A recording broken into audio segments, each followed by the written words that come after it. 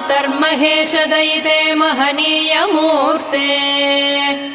त्रिशूलधारिणी सुमनोहर दिव्यदीप्ते श्रीचक्रराजनिलये श्रीमत्सिंहासनेश्वरी कनकाम्बरधरे कनकदुर्गे तव सुप्रभातम् आद्यन्तरहिते अत्यन्तानुकूलगते दुर्गे दुर्मदान्धजननिवारकव्रतविधे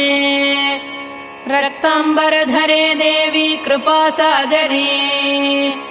कनकाम्बरधरे कनकदुर्गे तव सुप्रभातम् महारौद्रे महामनोहर स्वरूपे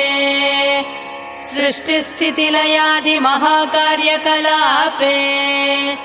महामूलमन्त्रार्गते भवभीतिहरे